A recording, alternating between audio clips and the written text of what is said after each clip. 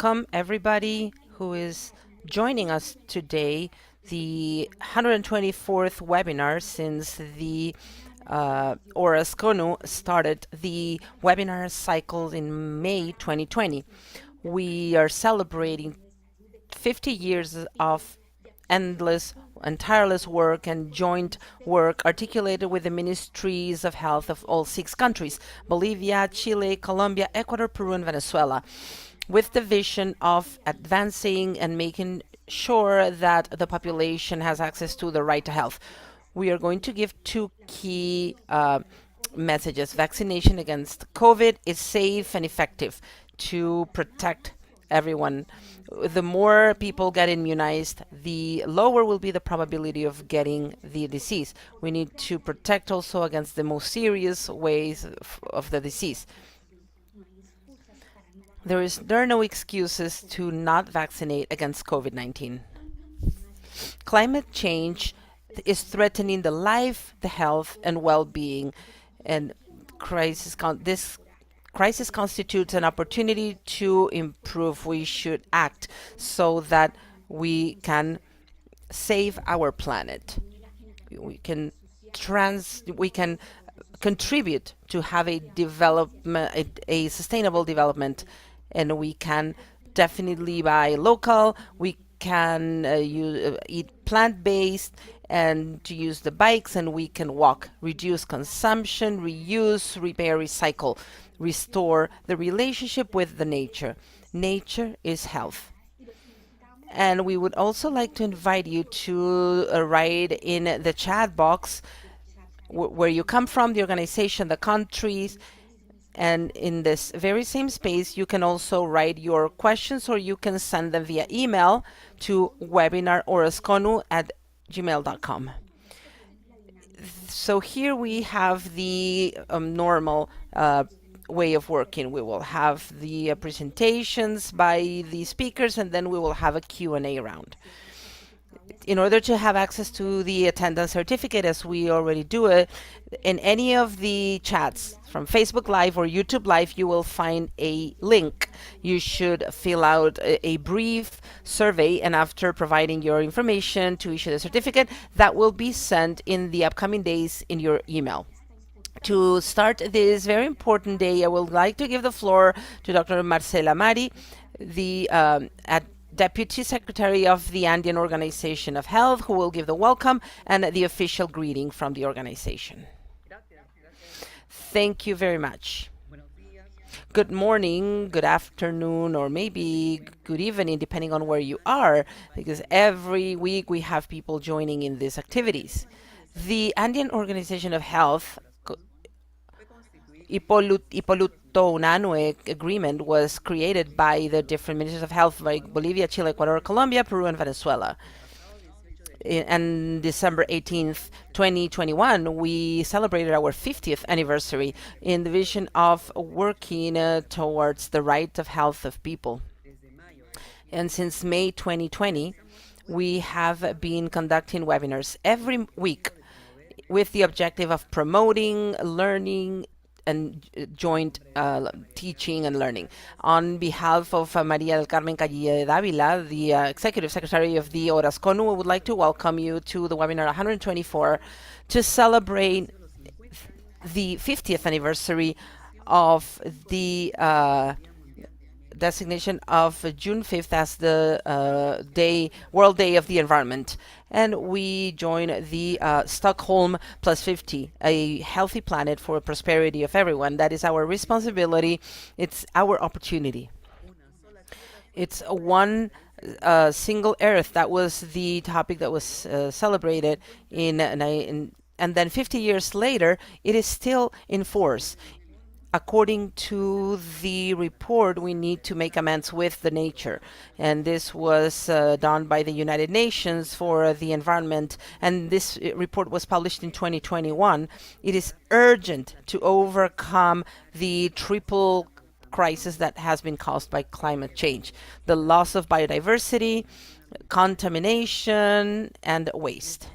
We need to definitely focused all of our efforts and rebuild in a more sustainable and better way our relationship with the planet. At Oras CONU, we have a very important regional instrument, the Andean Health Plan and Climate Change Plan.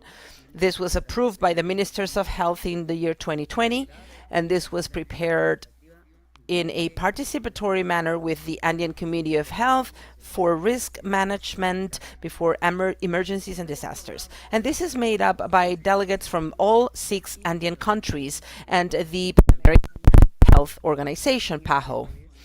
So under this Andean plan, we are contributing to strengthen the knowledge and capacity building for human resources. We exchange experiences between the 6 Andean countries, systematization of experiences of sustainable health establishment, and reducing their carbon footprint. The elaboration and management of projects in order to work with the different sectors, research, prevention, and control of disease vector transfer diseases, zoonotic diseases, and those that are caused by extreme temperatures. The systematization of ancestral knowledge, among other actions, with which we celebrate and we take care of our Mother Earth. Today, with a very world-class speakers, we're going to talk about this, and we are going to think about significant experiences to restore nature and the way in which how this contributes to better health and better well-being. Welcome, Rocío Espinosa and Marta Perdomo. Welcome, Luis Augusto Galbao, and everyone who is joining us today and every week. Thank you, Dr. Malki. And so after this greeting, I would like to tell you my name is Berta Luz Pinedo, and I am in charge of climate change, and today I'm going to be the moderator of this webinar.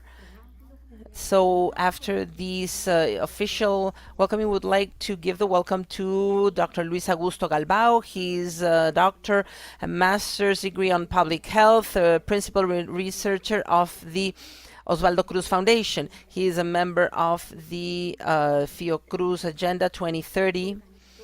He organized and led the Sustainable Development Area and also Public Health at PAHO in Washington, where he worked in 1991 all the way to 2016. He was a member of the Roundtable on Science for the National Academy of Medicine of the United States, founding member and coordinator for the Fiocruz. He also led the Brazilian Society of Psychology. He participated on different areas for Agenda 2030, including the Sustainable Development Summit of the United Nations, who adopted the 2030 Agenda. Welcome, dear Dr. Gustavo. Thank you, Berta. Thank you, Marisela,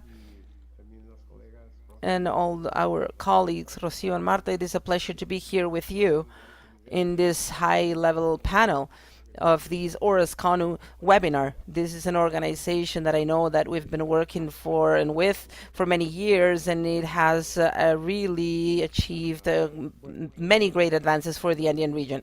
So Bertha asked me to give a brief introduction of this topic, and just, looking at the, planet's health. And so I have a brief presentation to share with you that I, made for this webinar precisely.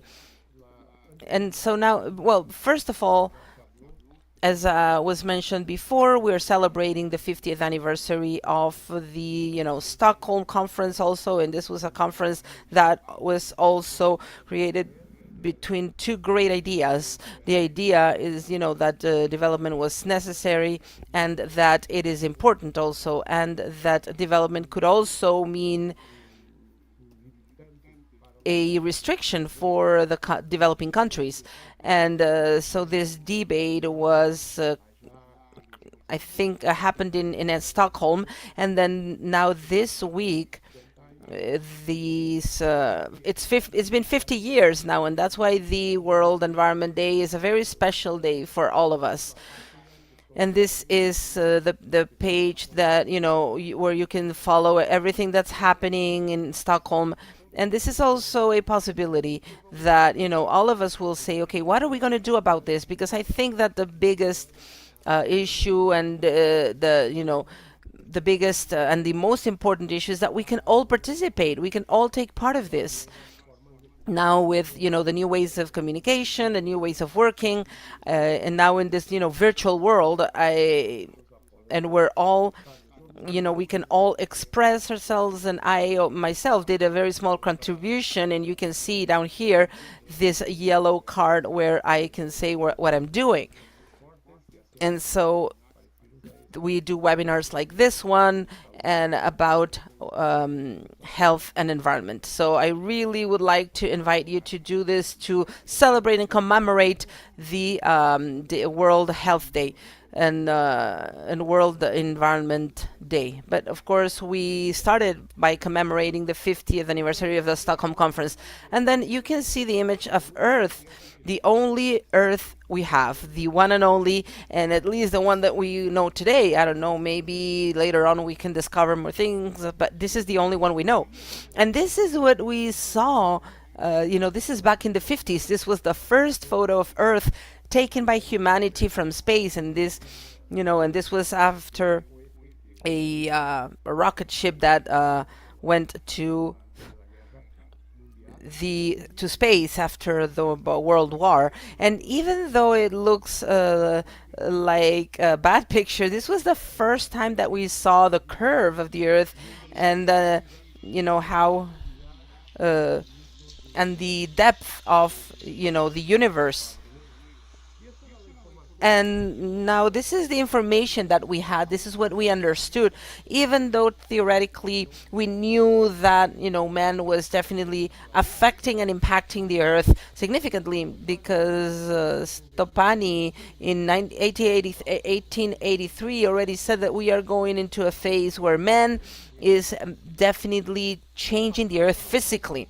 After a few years, this is another picture that we have of Earth from another perspective. This is the famous picture that was taken from the moon, where we see the Earth floating in space, and this is blue, and this is a completely different information.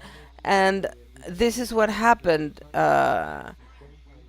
in for 50 years, since 1972, and maybe a little bit before. And then this also, what happens is that there is a global change, and we are really living the true Anthropocene era. And this is an era where men really physically is changing the Earth. We are not just mere inhabitants, but we are really changing the conditions and changing the planet. This is a very nice map. Do not get scared. I'm not going to go into detail, but this is what we were talking about. We're talking about global change, and we need to understand global change. In yellow, we have the Earth system and how it works. And basically, we have the atmosphere, the biosphere, the hydrosphere, and the different components of it. And then these components definitely suffer from modifications that are natural occurring or caused by man. And then here, this is what we can measure inside. This is what the measurable changes in the Earth system.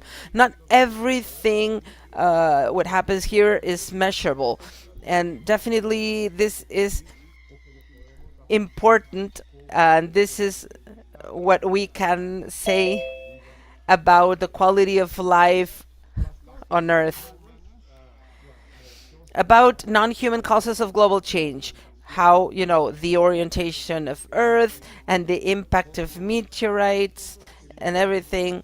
These are things that we have no control over, and it happens, and they affect significantly, and they actually cause changes. and at a different rhythm, at a different pace, that are different from the changes that are caused by man. And these are the human causes of global change. And these are changes that we can do and we should do something about. You can see here several examples here, like, mining, the use of water, pollutants and waste, freshwater use, the burning of fossil fuels, population growth, agricultural activities, deforestation, reforestation, urbanization, habitat loss. All of these are causes of the global change, and these are man-made. These are human causes, and this is what actually is known as the Anthropocene era. And now this is characterized by this, article by Stephen, where it is very clear that after the Industrial Revolution, there has been a huge revolution on several indicators. Population grow very fast, the use of water, the use of fertilizers, the urban population, transportation, and communication, and even this is known as the great acceleration, and this is clearly shown in every component of the human enterprise included in the figure. And so we see this is when they start burning fossil fuels and electrification, etc., and this is where we have this huge change. Now, along with the huge change, we have also the increase in the annual CO2 emissions. And as we all know, this is one of the most important greenhouse effect gases, and this is characterized for containing all the heat within the atmosphere, the heat and radiation that is not going to go back to the space. It does not go back outside. It stays inside and within the atmosphere, and it is absorbed by the surface, that maybe by the atmosphere, and it makes us have this greenhouse effect. It's the global warming that we all know about, that we all are aware of, and we are talking about this all the time, and it's definitely causing big crisis, climate change crisis. But this is associated, and it's creating other crises also, health crisis, social crisis, and others like migration, etc.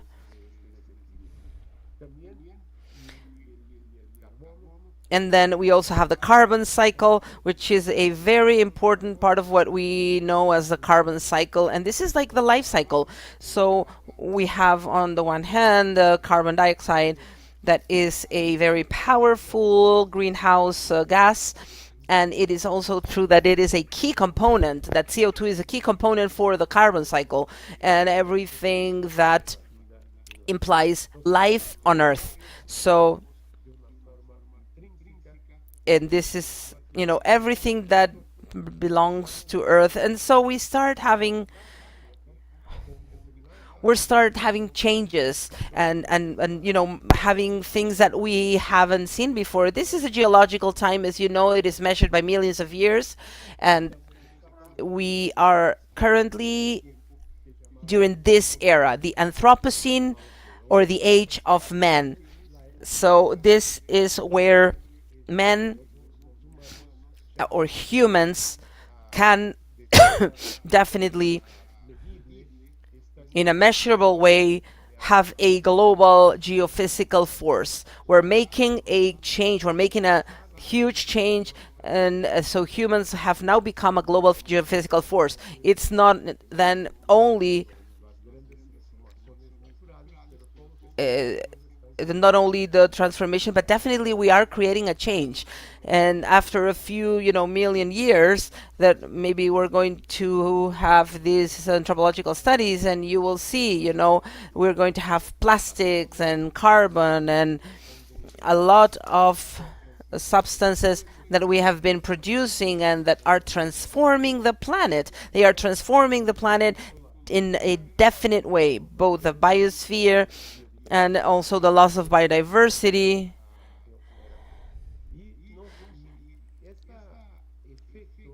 And then this effect that we have occurs mainly because of the carbon emissions, but it is not the same for all, and it is not the same everywhere. And this is just an example and of global CO2 emissions from different sources and with different contributions. So we're talking about the fact that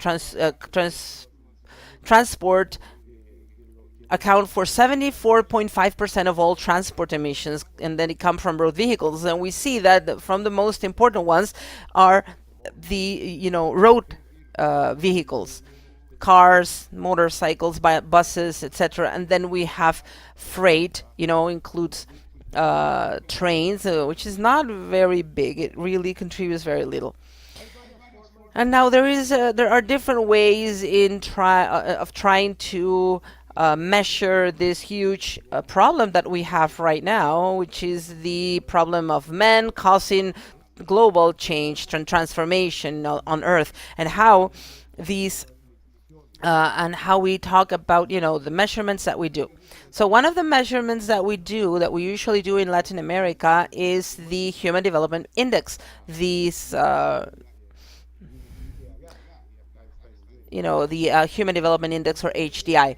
So what this is an exercise done by the United Nations Development Program, where they created an adjustment coefficient that is called the pressure,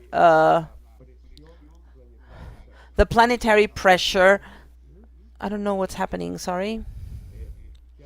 Okay, so the Planetary Pressures Adjusted Human Development Index. So when we reach these, there is, a pressure on the planet, a pressure on the systems. So this has been developed, and they create this new indicator, which is the Planetary Pressures Adjusted Human Development Index.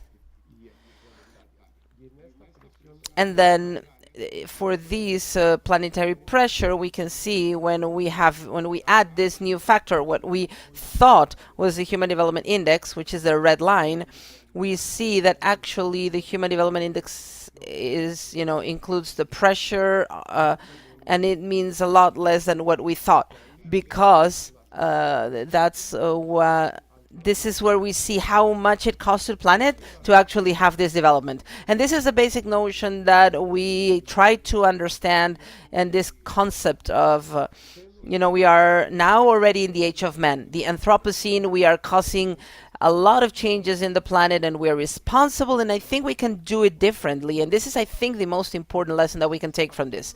So in order to do it differently, that the 2030 agenda, you already know that, and the Sustainable Development Goals, the SDGs, it's 17 goals, and this is a very good agreement that was reached internationally, and that is looking for the exact same thing.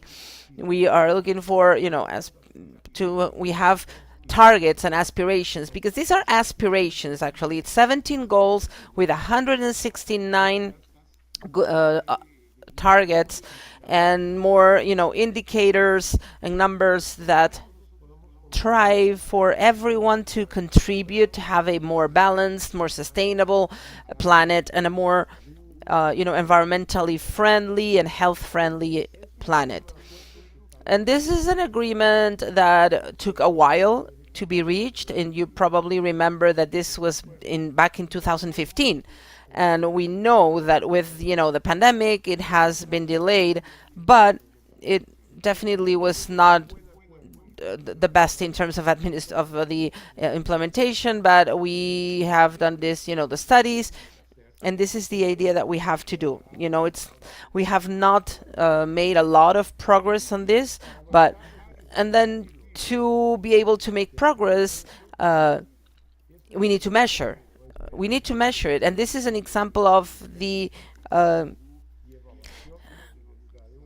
from the University of Washington that created this indicator, and this is an indicator related to health, and this is an example of Peru, that we have an index of 64.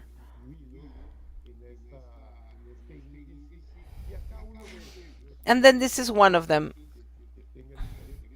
So those of you who are interested, this is a very interesting tool, but you can see that even though you have all of these indicators, uh, that there's progress, attributable death due to contamination of the air, and we see that it's decreasing, but this is applicable for different countries, and we can see this, and this will allow to measure in a constant way, and to have more motivation and a greater idea, and then also to talk to the authorities about this. There is another very important initiative, which is this new concept of the planetary health and climate countdown.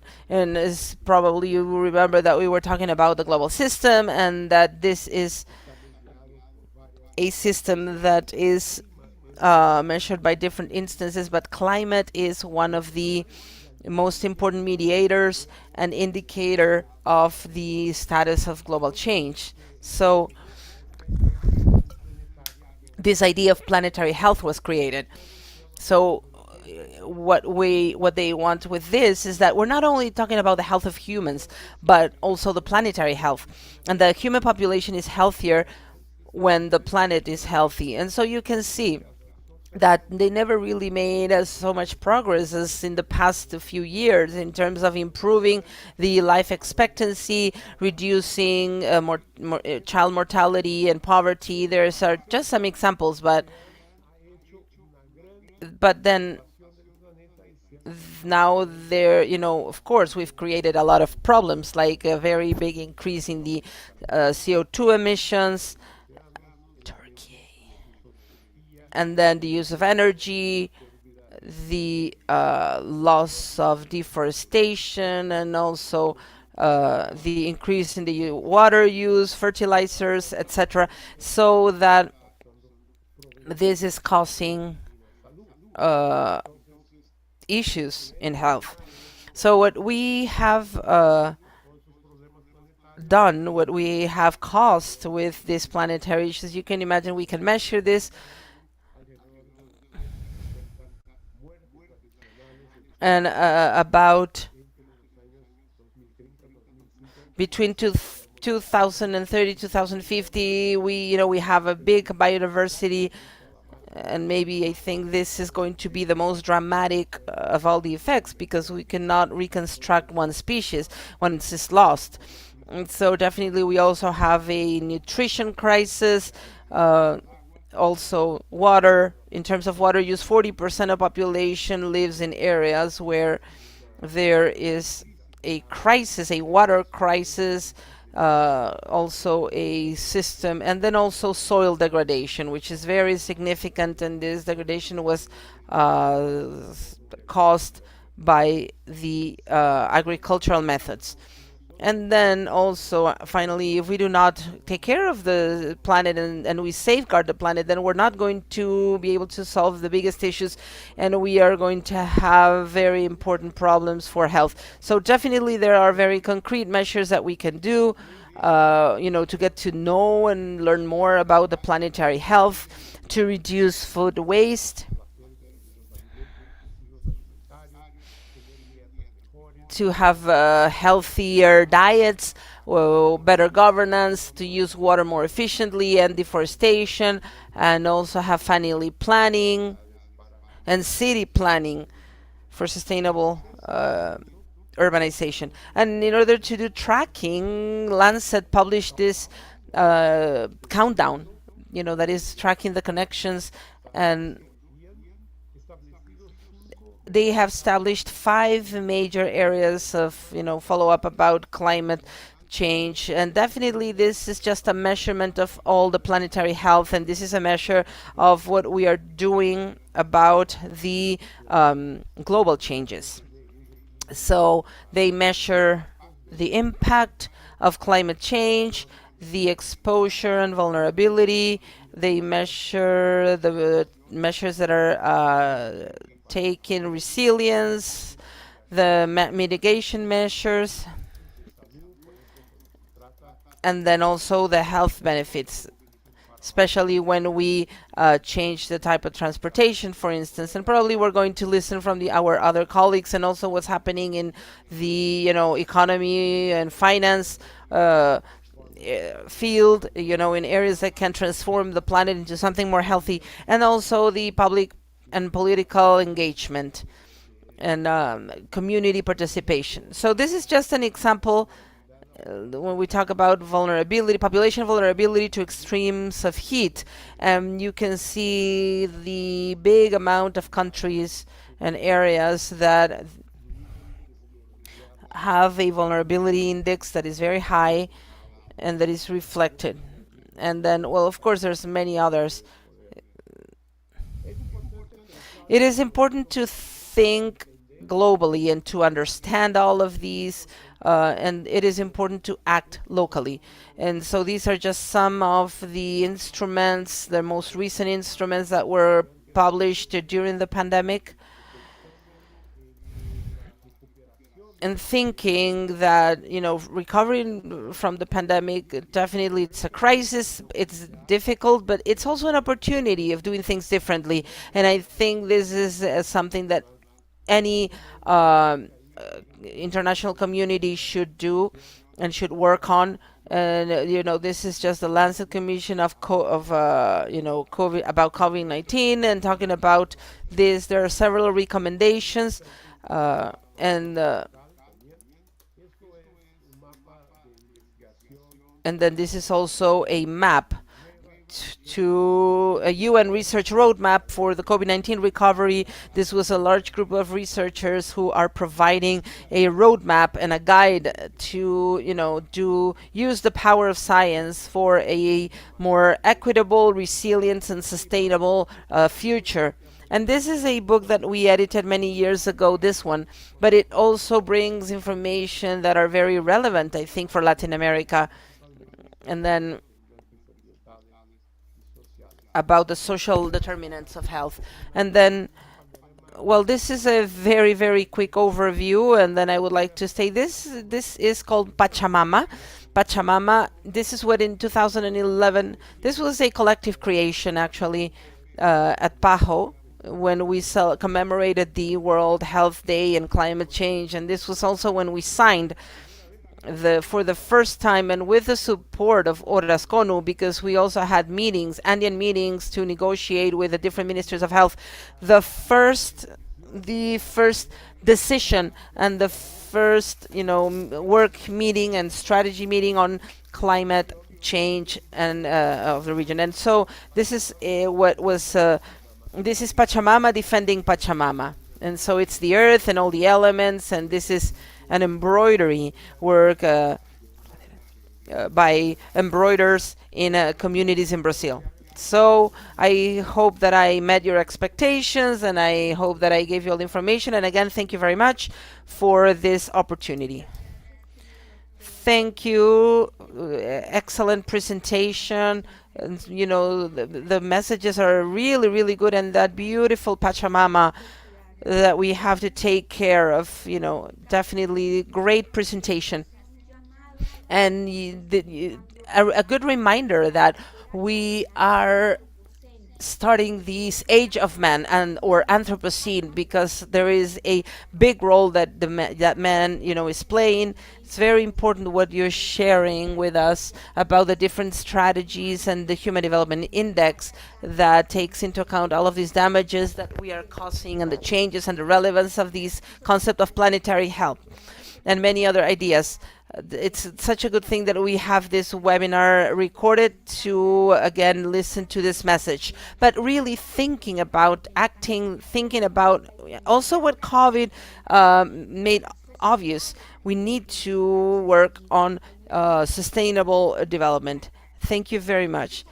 So now, please stay here. We have comments, very nice comments from the different participants, and at the end of all three presentations we're going to answer all the questions that have been written in the chat box. Now in order to talk about a very important experience, we have Dr. Marta Liliana Perdomo. She is a biologist and chemist, specialist on social development and community participation, master's degree on human development, and expert on conservation and biodiversity, environmental education, and promotion of sustainable human development. Del Tolima, en la Secretaría Distrital del Ambiente en Bogotá. Además, ha sido asesora del Ministerio de Salud y Protección Social, de la Corporación Autónoma Regional de Cundinamarca y otras organizaciones.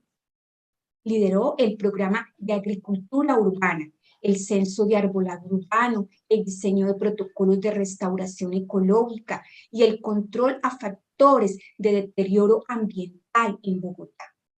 Realizó el diseño del Observatorio Distrital de Salud Ambiental y coordinó la formulación de la Política Distrital de Salud Ambiental de Bogotá. Con su esposo fundaron el Jardín Botánico San Jorge de la ciudad de Ibagué y actualmente es la directora del Jardín Botánico de Bogotá, Colombia. Adelante, estimada doctora Marta, es suyo el espacio. Muchísimas gracias. Thank you very much, Berta Luz. It is really an honor and a privilege to be here sharing with you with Dr. Galbao and with Rocio. Thank you very much for inviting me.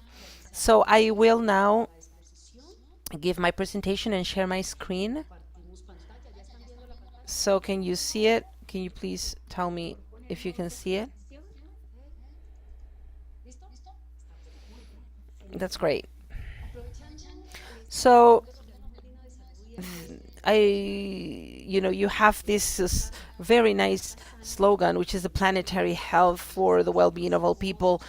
And that's why we wanted to also give a reflection on the responsibility and opportunity that we have as a generation, and to mitigate the vulnerability and climate change and improving the health of our fellow humans. So Dr. Galbao gave a wonderful, brilliant presentation about how all of this has affected our planet and how this is directly affecting also our health and our well-being. I just want to tell you that the Bogota Botanical Garden is a research center that has as a mission to research and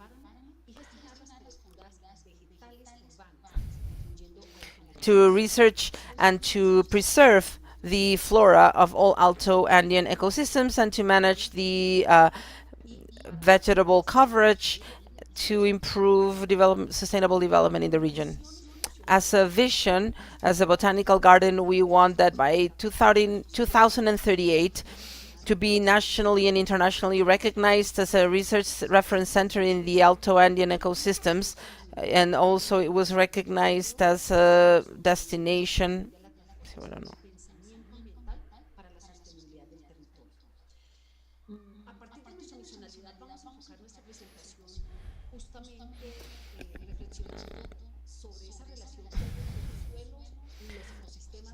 So we can talk about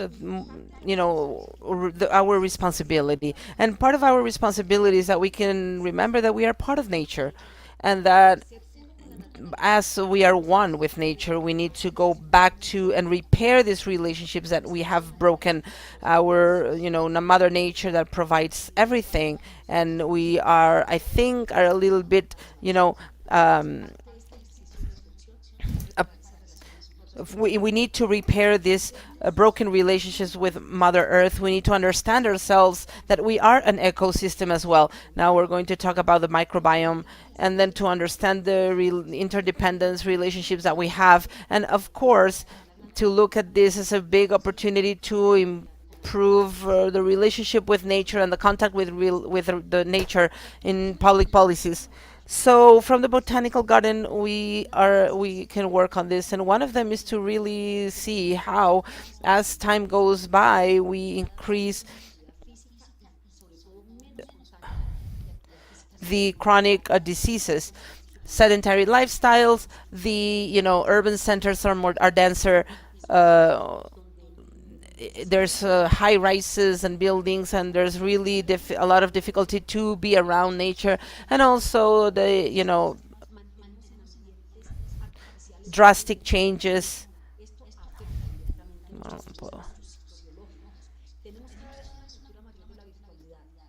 Más sobreexpuestos a la tecnología, estamos recreando mundos artificiales, estamos en la era de redes sociales, nos comunicamos con gente que está a miles de kilómetros, pero muchas veces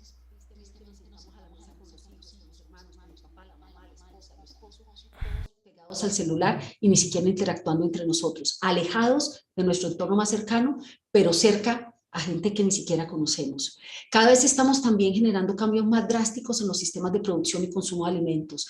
Cada vez hay más cantidad. We have an increasing drastic change in production systems. There's more artificial colors and flavors. There's, more sugar and salt that is affecting the health of the population in this ultra-processed food. And this has led us to have an increase in non-communicable chronic diseases, especially an increase also in mental health issues.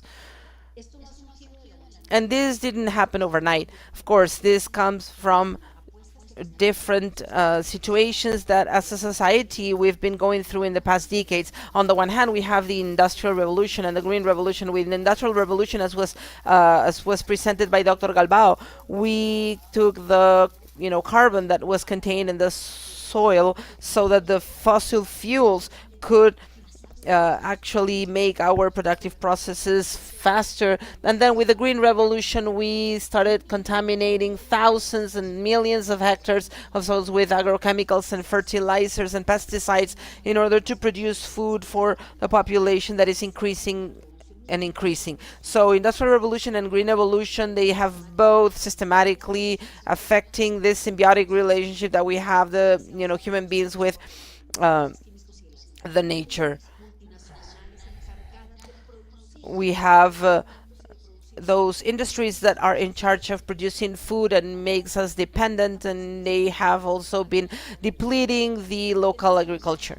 We also have a development model that separates us from nature. We have a development model where we have turned nature into an object, and we also have an accelerated deterioration of our systems. We have increased the variability and vulnerability, and right now we are at a breaking point, definitely, of crisis.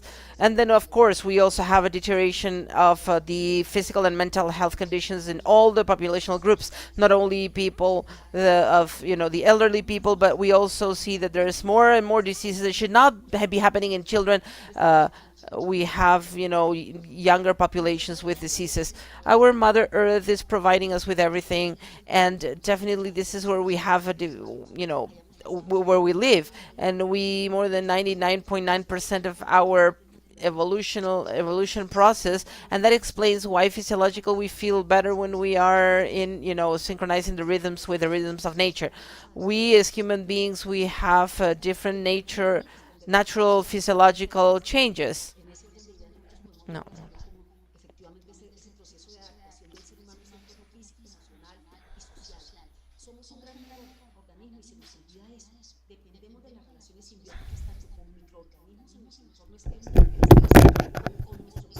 Bioma, del cual sabemos que a nivel celular tenemos de cada 4 células que están en lo que nosotros entendemos como nuestro propio cuerpo, 3 de esas células no son células humanas. Entonces, eso es muy importante para que lo tengamos en cuenta, porque justamente ese microbioma humano que hace parte... And it's precisely the human microbiome that calculated that can be up to 2 kilos. So 2 kilos of bacteria, of fungus that live within us and that play a specific role, because the microbiome is absolutely everywhere in our organs, and they definitely have a role to play, and in some cases protecting ourselves from other organisms that can affect us.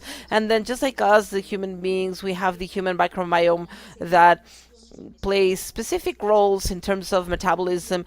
Also, the earth has its own accumulation of microbiome that allows for basic functions to occur so that a life can sustain in life without really going too far. If there was, if there were no roots that allows for them to grow, we would not be able to have a lot of the fruits and vegetables. Unfortunately, the Green Revolution then led us to combat what they think are weaknesses and to increase efficiencies in production. And I am going to talk only about one of those chemicals that we use to contaminate the soil and that is creating an impact, a very high impact on the health of the population. And this is glyphosate, and known as Roundup. This is the active ingredient of this herbicide, the Roundup herbicide. It's toxic. It's very powerful. It's hydrosoluble. That means that it dissolves easily in water and it can contaminate everything. And they are using it in the past few years not only to prepare the soil for crops, but also to what they say, what they call weed. But also they traditionally they have been using as a dissecant bactericide, fungicide.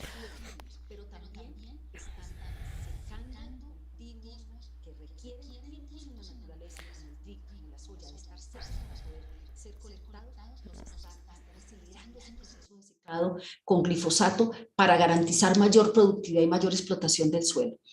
Desafortunadamente, el glifosato rompe la cadena Chincami, que es una cadena en los alimentos que son los que permiten tener los aminoácidos esenciales con los cuales nuestro cuerpo construye las proteínas. Tiene además una actividad quelante, es decir, que secuestra los metales de los alimentos. ¿Esto qué implica? Que los alimentos que estamos consumiendo, que proceden de cultivos industriales, tienen menor contenido nutricional que lo que tendría un alimento orgánico. Adicionalmente, tiene un alto efecto cancerígeno comprobado y hay una alta correspondencia en estudios que se han realizado en Estados Unidos sobre el uso de glifosato y las enfermedades crónicas, autoinmunes y degenerativas, y el autismo incluso.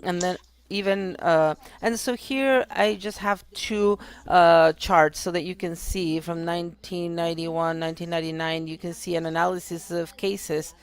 And there is, the inflammatory bowel disease and also the use of glyphosate in corn and soy. And then this other chart, it's annual incidence of diabetes, and we see the correlation.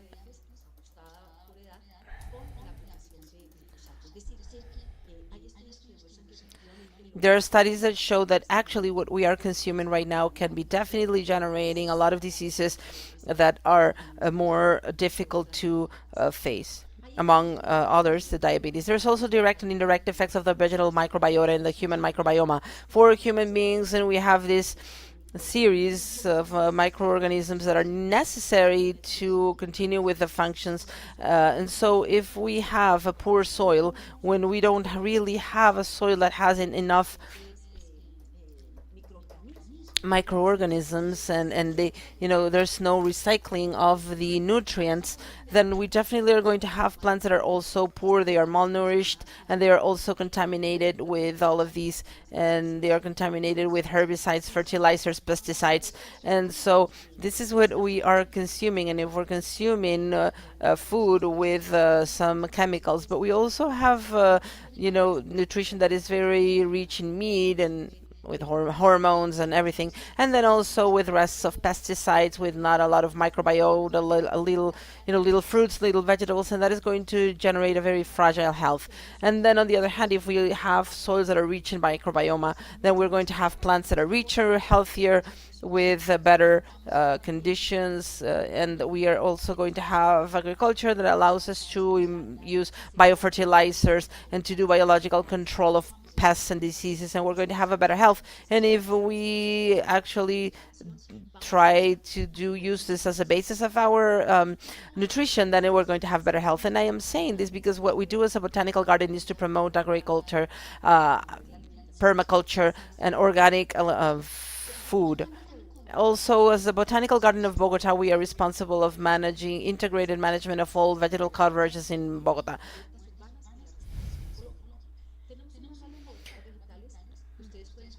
We have a manual that you can go in www.jbb.com, where we have all the guidelines to design and for everything we do. We are in charge of all the tree coverage in the city. We are a city that has been recognized by FAO as the most tree the city with the most trees in the world. And definitely, right now I will explain what's our program? We are one of the 138 cities, so in 65 countries, where we are recognizing, because of all of the management that we use, we have this management where our green public space, according to the indicators of the district, we have more than 10 square meters per inhabitants. But definitely, if you can look at the map, there is an inequality in the distribution of the public spaces throughout the city of Bogota. We have a geographical information system, SIGAO, that reports more than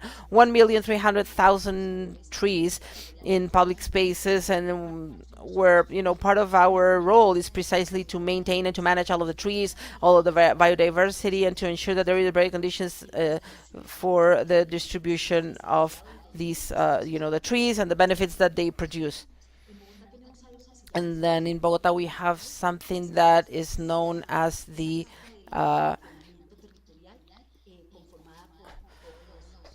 main ecological structure. And this is made up by all of the corridors, and that allow us to have the different connectivity spaces, and also to receive goods and services, environmental goods and services. You can see all of the protected areas, the wetlands, the metropolitan parks, the high mountain ecosystems, the moors.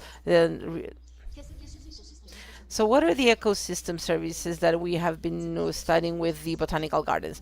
Well, we have supply and provision, we have medicinal plants, regulation, we have support, cultural, and we have medicinal plants, ecosystem services also, to have the CO2 flow in the soil, biomass, carbon pollinizers. We also provide support in terms of diversity of species, population status.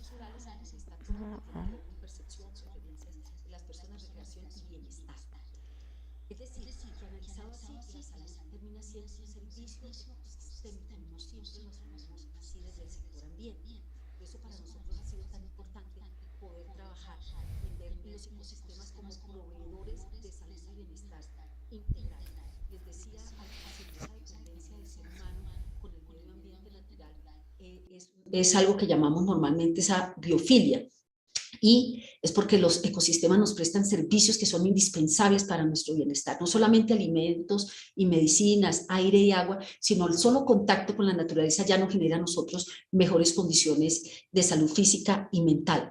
Cualquier cambio que nosotros generamos por sobreexplotación de los recursos naturales o por contaminación, cualquier afectación que nosotros generamos en el entorno natural, generamos también cambios en el bienestar de los seres humanos y obviamente en la salud humana. Es decir, que ese bienestar ambiental como servicio ecosistémico tiene también un impacto en la salud de las personas. Por eso la ecuación inicial: suelos, ecosistemas y personas.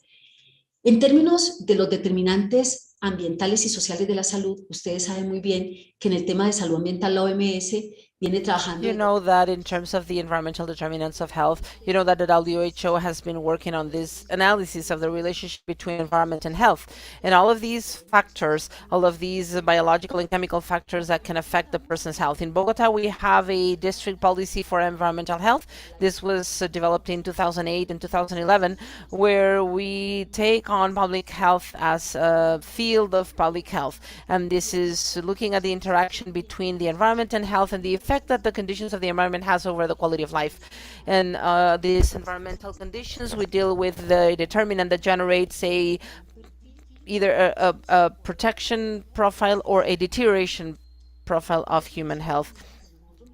And so when we look at the fact that ecosystems and all of these tree coverage can be a determinant of health for people, we see that, trees and gardens as the, spaces that can give us the different types of, spaces for us.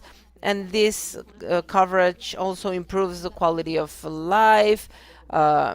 And these are our external lungs. We receive oxygen, and then through our metabolical processes, we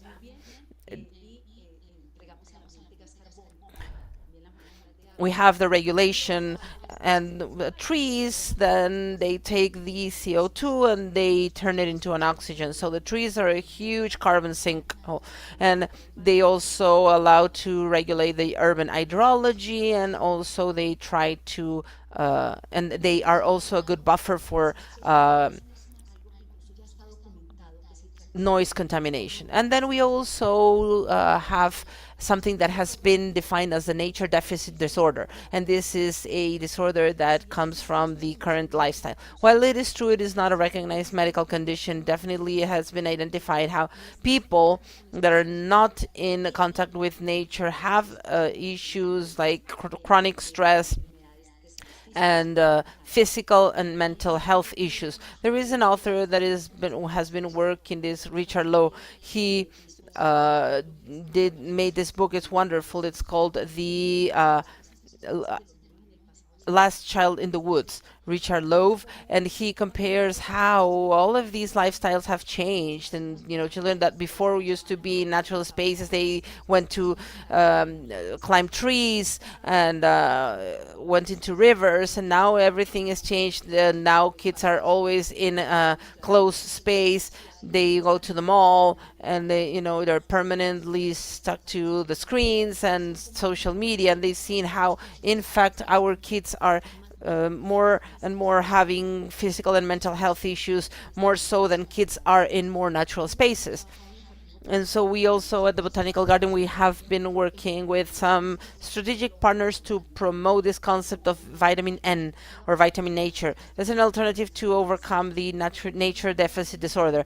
Vitamin N is the nature. It's the power that nature has on our physical and mental health. And we see that it is urgent that we have citizens to reconnect to nature and to promote healthy lifestyles, not only in promoting the contact with nature, but also in having physical activity in natural environments. And these are all factors to protect human health, but these are also factors that contribute to preserve.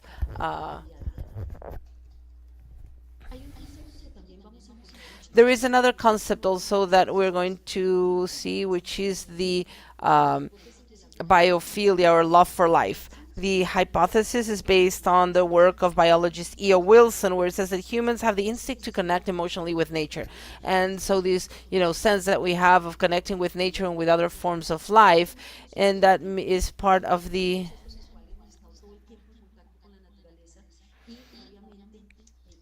and then also as intelligent lifestyles, or intelligent species, we need to see how we connect to other species.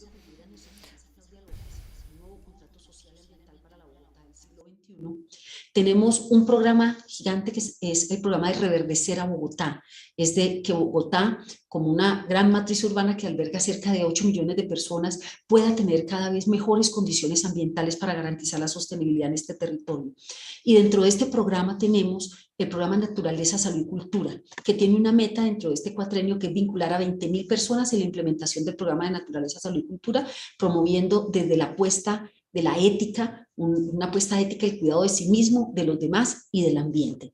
Esa es la apuesta grande de nuestro programa de Naturaleza, Salud y Cultura, es decir, orientamos este programa para promover la reconexión del ser humano con la naturaleza e impulsar prácticas ambientales que desde lo sensorial permitan crear una cultura del cuidado, el bienestar y el buen vivir, contribuyendo a la conservación de los ecosistemas y a la preservación de la salud de los ciudadanos. Y aquí hay algo muy importante, y es que hay unos beneficios. And there is something very important here, and that is that there are benefits that the contact with nature brings along in mental health, physical health, and then also social health.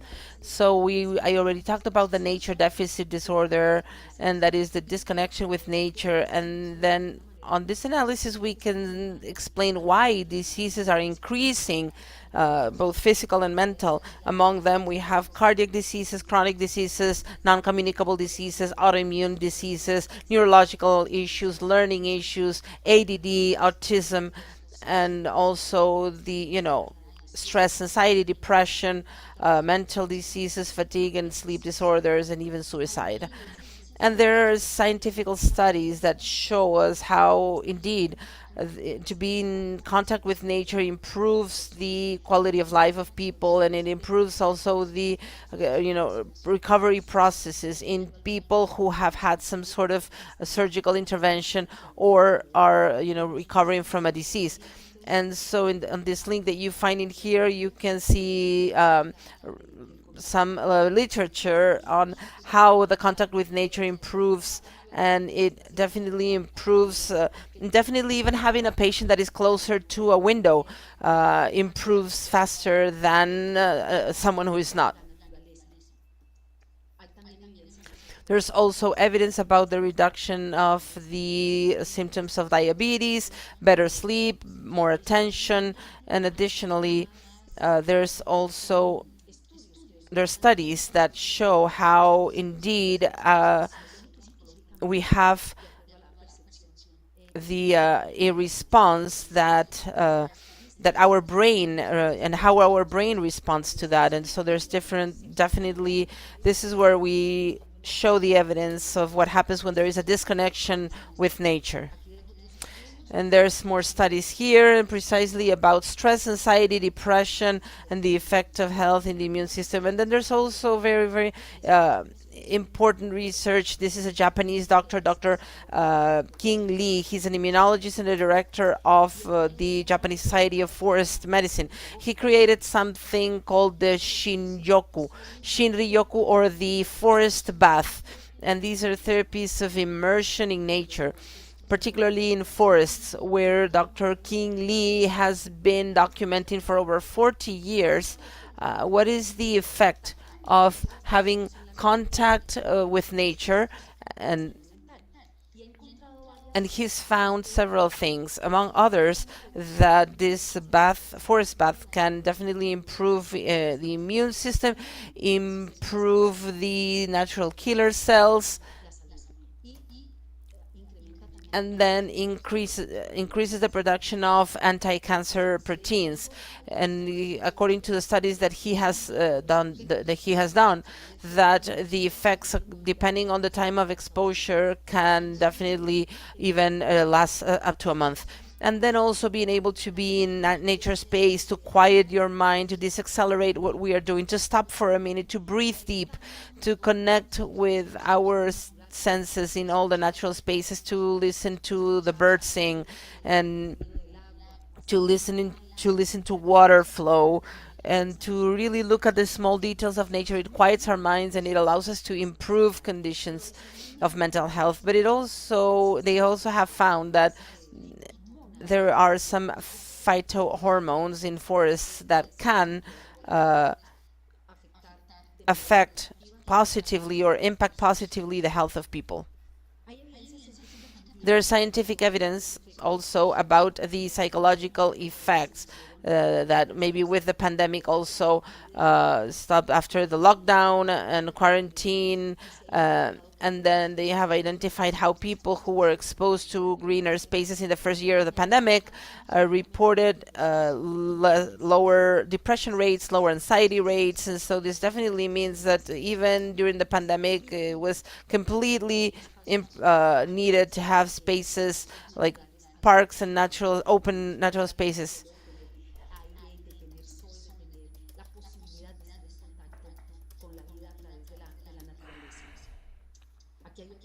Here's more scientific references about the dose of nature, and a lot of doctors are now prescribing nature.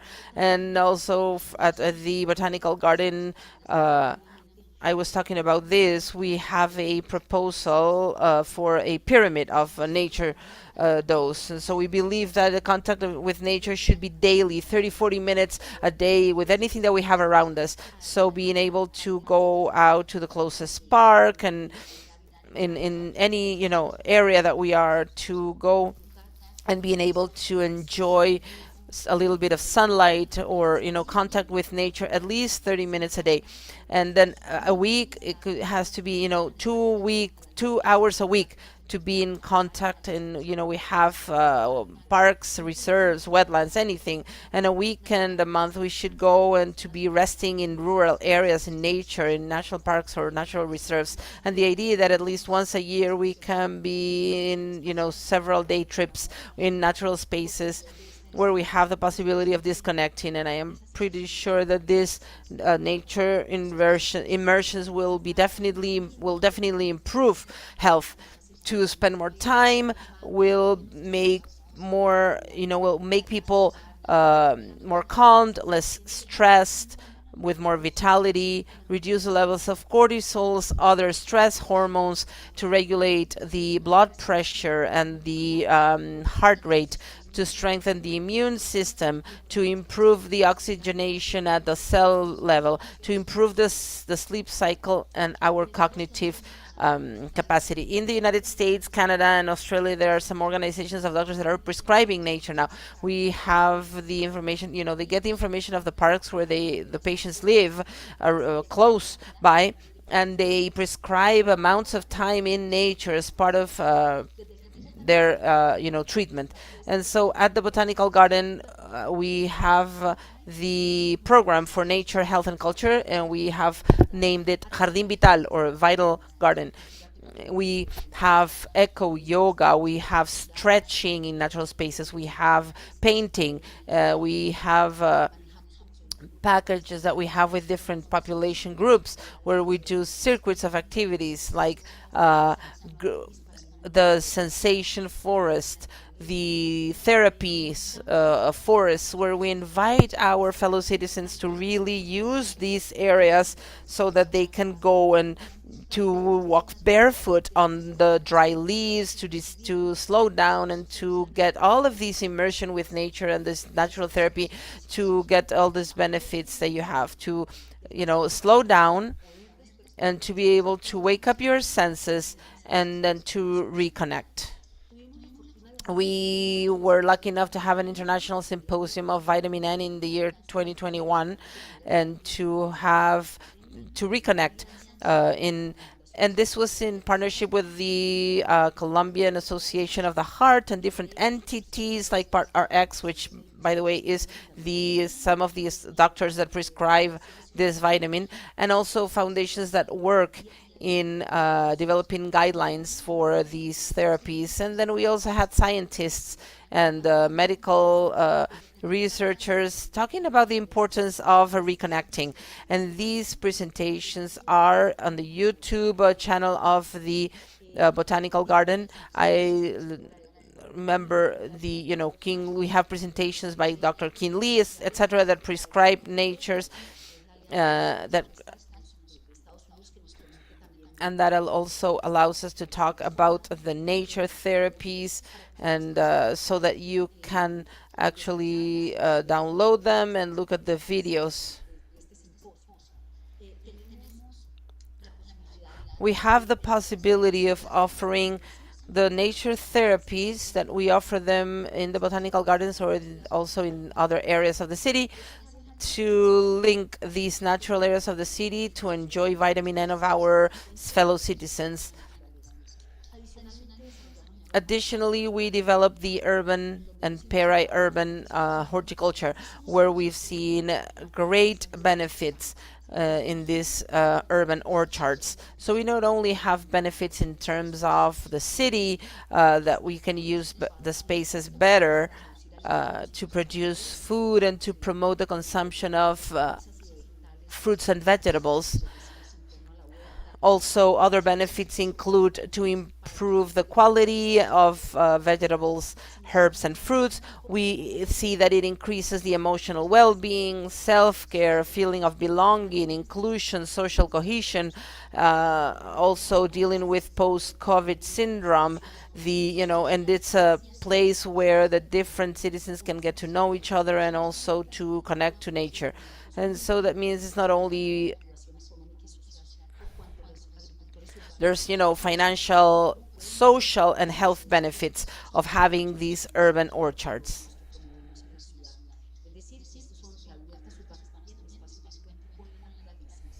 Tenemos entonces aquí un análisis que And then we have the analysis that Dr. Galbao also mentioned, and how, the positive effects of biodiversity on mental health. resulta de que hay también relación entre la biodiversidad y la salud mental. Nosotros debemos de ser conscientes de que es necesario cuidar todas las formas de vida que tenemos en nuestros ecosistemas y de proteger nuestro entorno natural. Es la única opción que tenemos. I think it's the only way out. It's the only thing we can do to survive as a species, because as long as we have healthy soils, we're going to have also healthy ecosystems and green coverage, and we're going to have health people. Because again, like I said at the beginning, we need to recover the broken relationships with Mother Earth and Mother Nature, and these will lead us to think in environmental terms. We will have better social practices, and conservation practices to take care of ourselves, to take care of other people, and to take care of the environment. This is what I wanted to share with you from Bogota. Thank you very much, and we will wait for you here at the Botanical Garden. Marta, magnífica presentación. Thank you very much. A great presentation with key messages, very motivating messages. You have called upon us to have this green new green revolution, to be in touch with nature, and definitely looking at ecosystems as providers of health, and then vitamin N, the therapeutical power of nature.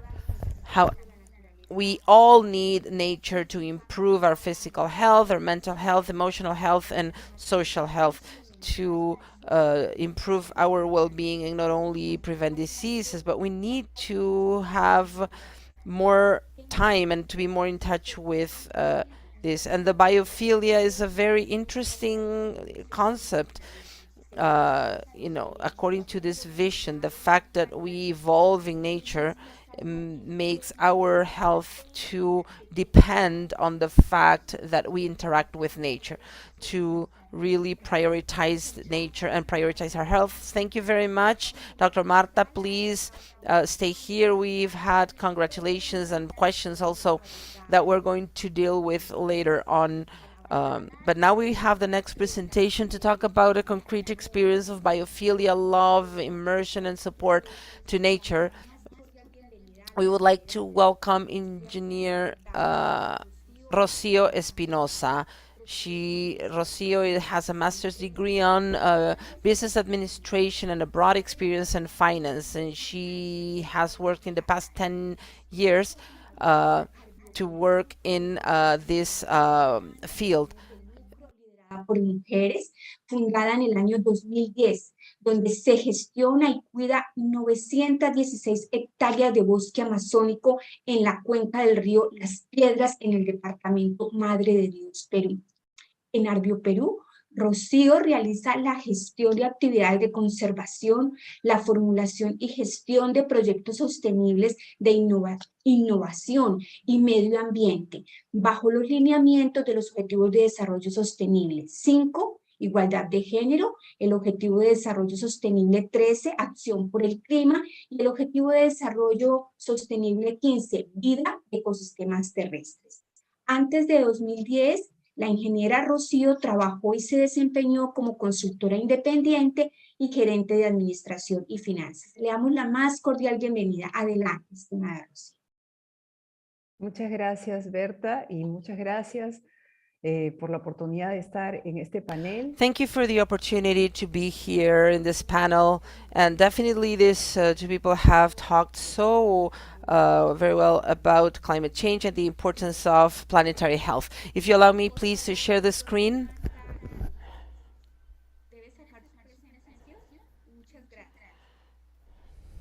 Comentaba que me ha parecido una casualidad muy bonita, además, estar con... It's also such a great coincidence to be here with Dr. Galbao and with Marta, who also come from Amazonic countries. And so it's definitely so very important. And as Berta said, we are protecting all of these areas and forests. I cannot share the screen yet.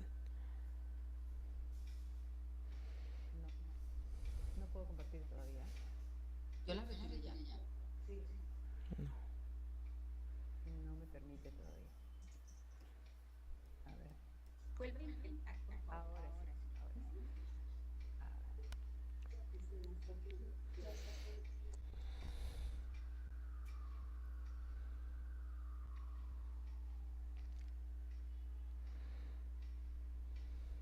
Listo, creo que ahora sí estamos. Ok, Okay. entonces So el tema que les voy a what compartir I'm going to está share with you relacionado con el is the tema work that I've been doing since 2010 in this area of this forest area that is located in the border of Brazil, Bolivia, and Peru. We are in Madre de Dios, and les voy a hablar un poco I sobre will talk about cómo hemos desarrollado how we have been developing this work and how we have been taking care of the um, forests. And I think this is really, really good to see what can we do to take care of our planet. Pero antes de llevarlos a la Amazonía, me gustaría poder aterrizar como siempre en la ciudad, porque finalmente muchos de nosotros vivimos en las ciudades, y recordar este episodio que vivimos acá en la ciudad. We need to remember what happened 5 years ago in Lima, that we were left without water. There was no water. And so, how can we deal with this? And definitely everything in the planet is interconnected. This happened 5 years ago in Lima because of a climate event, and there were some issues in the water treatment plant in Lima, and just it collapsed. The whole water treatment plant collapsed, and Lima was left without water. And so this leads us to think in the things that occur, that happen in the planet, and how everything is related, how everything is interconnected. So this situation we were able to solve in 1 week. However, these conditions, we are they are happening more and more often, and that is, this is going to happen more and more. And apparently, these images may look like apocalyptic or maybe too drastic, but if we don't really do something now, this is what is the future that lies ahead of us, and this is what we're building, what we're doing. So what's happening? And why is this happening? So here we see the work that we are doing at Arbio, and so what's happening, as was mentioned already, is that human activities are leading to the collapse of ecosystems. And particularly what's happening in the Amazonia is that we are destroying the forests and all of the giant trees that are the ones that took so long in growing, and that we are destroying them as a human race. And so I'm talking about one species in particular. That's the one that is being extracted indiscriminately, and that is called the Chihuahuaco. It's very well known here in Peru. In Brazil, is known as the Cumaru. It's a very it's hardwood, and it takes more than 10 centuries in growing, because we found species in our forests of Chihuahuaco that has over 1,300 years of age. So how does it work? How do these trees work, and what is the importance of them to survive? Because there's some people that say, well, but these, trees are old and they're going to fall. And the truth is that the knowledge that we have of nature and the species that are so, long lasting, that we know is very reduced. These trees work as water pumps. Pueden tener hasta kilómetros de extensión en el subsuelo, extraen el agua que está en el subsuelo. And then they extract the water in the subsoil, and then they take it upwards. And when it gets to the branches and all of this water, it gets incorporated into the atmosphere. And then we have the flying rivers, as we are known, great big masses of water that are going to be in the atmosphere. And so we have these clouds that come from the Atlantic Ocean, and then we have the clouds that are generated by all of the trees that exist in the Amazonia, and that go, clash against the mountain ranges, and they form the glaciers. And so we have the snow peaks, they get recharged with water, and the cities in the coast have water thanks to these rivers that go down to the cities. So everything is interconnected. As you can see, the water that we consume in the cities, in the coastal cities, comes from these huge masses of water that even that is definitely proven that has more water than the Amazonas River. And so this is something that is just being recognized as an evidence of how everything is interrelated and how we depend on the health of the Amazonia. So as long as we have these water pump trees, and each of these trees it can bring up to 1,000 liters of water a day. And so this is information that is just starting to come up. It's just starting to investigate. And so we should share this, we should disseminate this information so that the wood of these trees that is being cut down indiscriminately because of its high commercial value. It's a very hard wood, and for floors, for instance, it's being exported to China, to Europe, it's being exported to the United States, and it is exported as sustainable wood. But unfortunately, it is not. We see that there's no reforestation of these species that will ever get back to the levels of having a 1,000-year-old tree. So this is how important it is, and how important it is to say that indiscriminately cutting down this tree is not sustainable. These trees also give a structure to the forest. This is a picture. It is an awful picture that we see, in that Madre de Dios region. And, the statistics that we have are awful, and they show they are cutting down more than 500 Chihuahuaco trees a day, 500 trees a day. And that means, 500 per 1,000 liters of water each. If we do the numbers, we are destroying the whole ecosystem.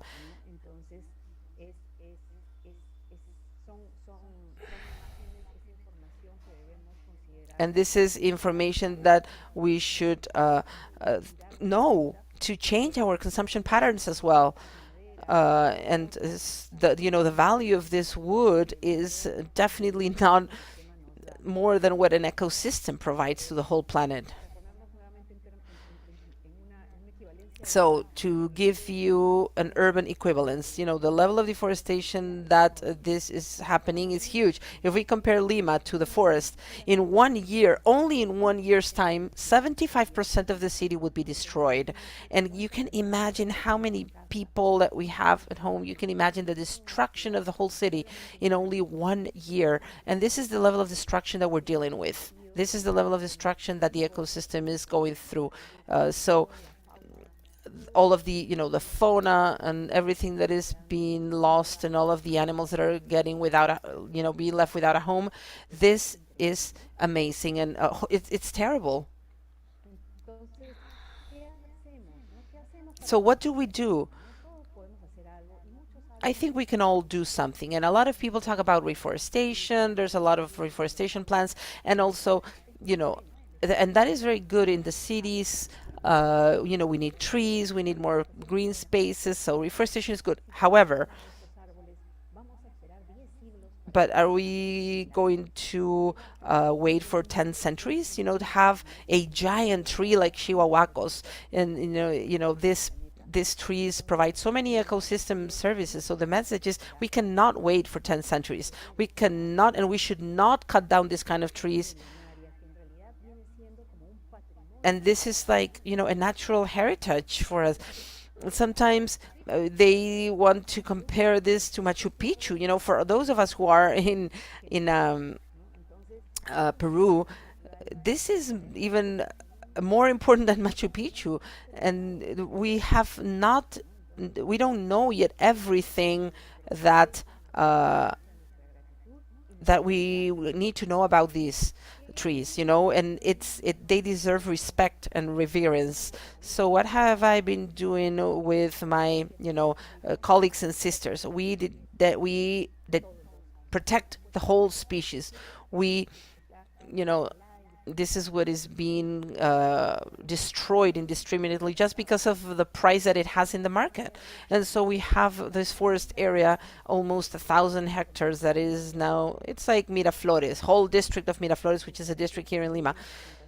I saw in the presentation, in Martha's presentation, that you were talking about 1,000-something hectares, and that is the amount of forest that we take care of. And proportionally to the amount of the Amazonia is very small, and we like to think that this is like a model, to be then replicated in other areas of the Amazonia. And so what do? We protect this area that unfortunately is being permanently threatened by these, the logging and deforestation, and it's completely nonstop. And so definitely we are some sort of, park rangers. We patrol 7 kilometers of rivers permanently so that the loggers, we are there and this area is protected. So we hire our own park rangers and we do patrolling of that area permanently in the area.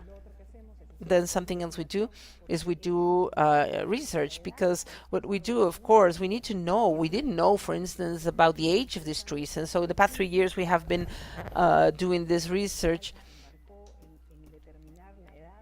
to determine the age of these species. And so now we know, now we can determine the age of these, the Chihuahuaco, and to be able to see that, there's no reforestation campaign that can recover this.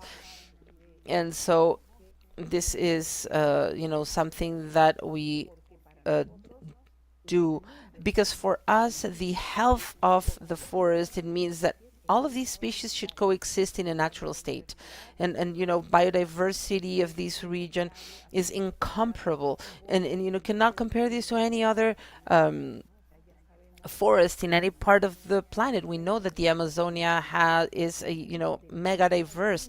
So the health of these, it means that they should all coexist. And we always like to talk about the health of the forest, but we need to know that all of the animals, that everything is interconnected, everything is in equilibrium, and they naturally coexist. And so if the man logs and cuts down a tree, and you open huge roads to extract this kind of wood, then the forest starts losing the structure and the animals start to die, because then also of course they need to hunt to eat, and the loggers. So definitely we need to do a lot of research to understand and to know about these species and to disseminate the importance of these ecosystems. And then what we also do is having this discussion, this awareness, to know about the importance of protecting these ecosystems. And so what we have done in order to get to have outreach on our website, you can see, you can all adopt a tree, you can all adopt an area of the forest. And so of course this is what we have been doing to identify this giant trees that are located in the middle of the forest, and to be able to get to them, to georeference them, and to then upload all of this information to a database. And so we have we have done that. We have created a platform so that anybody can actually adopt a tree, and with those funds we can finance our conservation activities. So you can adopt a tree, as I will explain you now, and you can be a part of these amazing conservation activity. And then again, saying that unfortunately the situation that we live in, in that area, that reserve, this is the situation. This is the area, you can see it here, the area of the concession, that is not a private area. It's, ultimately it's an area that has been granted in concession. It's granted by the government, and we have decided to conserve it with this program. But this is the situation. You see the roads, the timber, then they also use barges to get the wood out of there, and unfortunately this goes on and on. So what can you do? Because sometimes we see this as something that is so far from a reality. We see, okay, the jungle is so far, I don't know what's happening, and we don't know sometimes what we can do. And and so if you ask what can you do, you can adopt a tree, you can adopt an hectare, you can disseminate, you can talk about saving the planet and saving this forest, because ultimately it also contains the pharmacy of the planet. And there's so many medicinal plants that have not been discovered yet or researched yet, and the Amazonic peoples have used this for since time is time. And we have done no.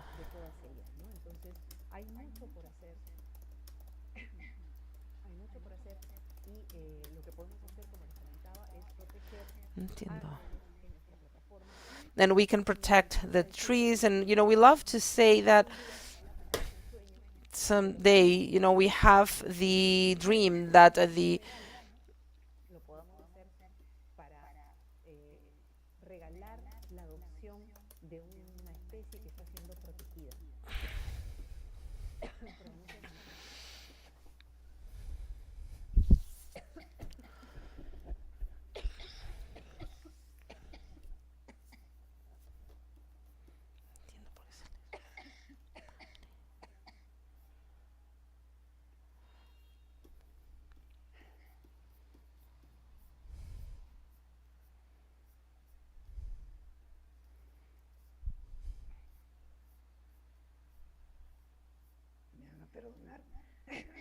I am sorry.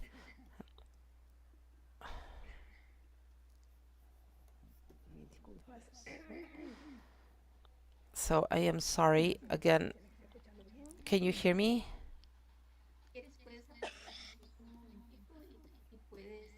Yes.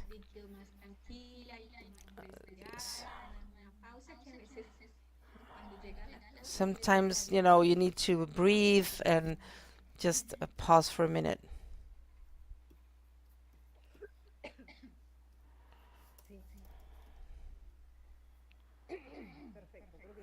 Okay, I think it's getting better now.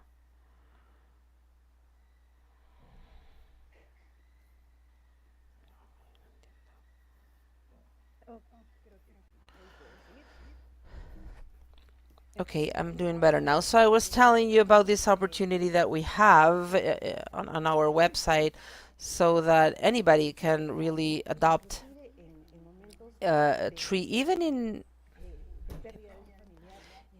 also when you have someone who dies, you can adopt one in memory of the person who has died.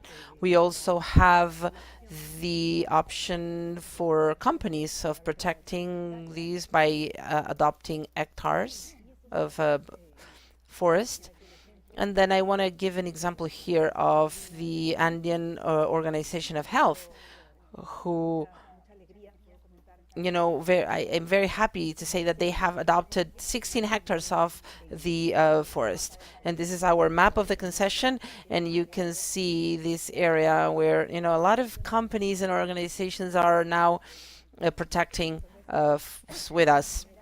And so I think that's the way how we fund and how you can support our work. So here I can tell you 16 hectares that the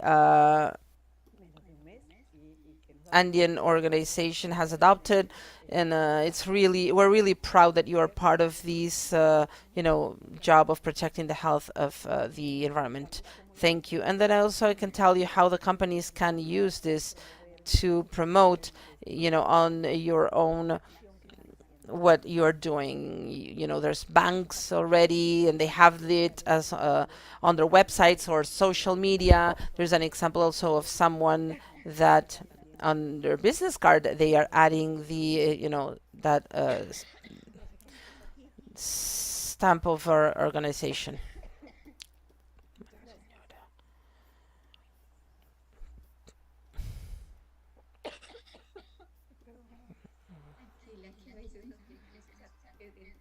It's okay, sometimes that happens.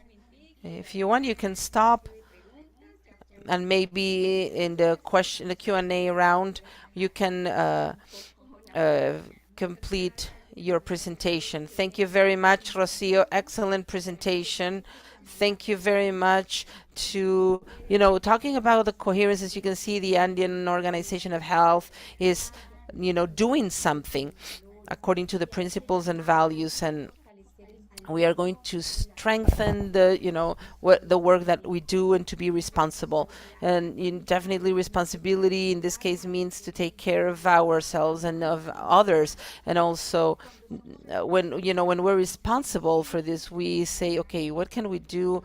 And experiences like this definitely mean that we need to be we're talking about intergenerational justice. There is a key issue here. What's the world that we're leaving behind? And we know the solutions, and I think it's our duty to explain them and to apply them in our daily lives.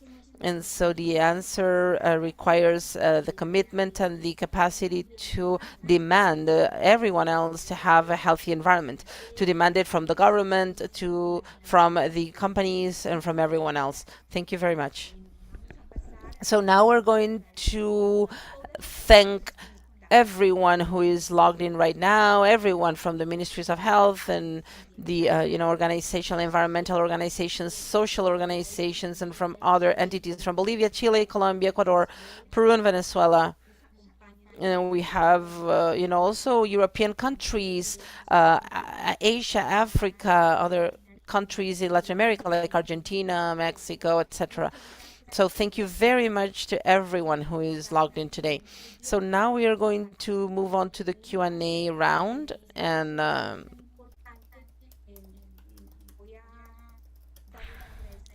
so I would like to thank also several people of the team that have organized this. You've done as much as you could to gather all the questions and the comments and the congratulations that we got in the chat box.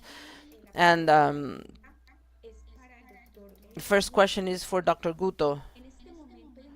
So right now, at this point of the year, what are the priority measures you think that we should take to contribute, from our home? And I am going to read the next question as well for Dr. Martha. We are in the reforestation age, and as you told us, also the experience, we need to first have to reforest hearts. So please, maybe in your experience, can you tell us how do you get to the politicians? How do you get to decision makers so that they can continue supporting from the design of policies and development of policies and experiences like this?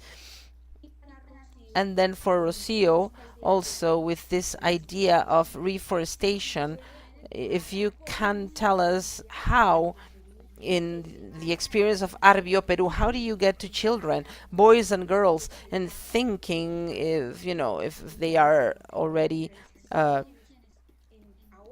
connected to this, because they are the ones who will make the relevant decisions now and in the future. So with these three questions, I will give the floor to the speakers. Thank you. Thank you for the question. I think I have to answer first. And first of all, congratulations, excellent presentations by Martha and Rocio. I learned a lot, and I've been in the Amazonia, and I know those trees are wonderful, and they're beautiful, and it's definitely amazing to see them. And, I will see how and I'm going to go to Bogota because I thought it was also beautiful. Now, definitely doing comes from within, it's aspirational. Anything that you do, from educating other people or to explain them about what the problem is, and to explain them that this is a unique world, that this is only one world, that whatever we do now helps.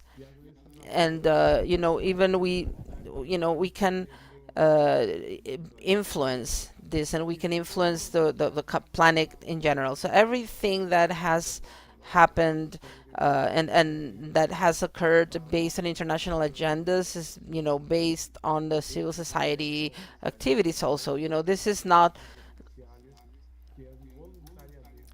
these are this is people that voluntarily did it, like Martha or myself, who worked in government organizations and intergovernmental organizations. We know about this. It is very difficult that you get out of your comfort zone to do something, and so you need to sort of someone to do it. And so even just educating, raising awareness, and talking to people and young people, because I think the problem lies in the hands of people. They are the ones that will, be left with this planet. So I think that is also very important. And then also to have general appeals, like right now we have this issue with plastics, and that is a terrible topic also. That's, a terrible problem.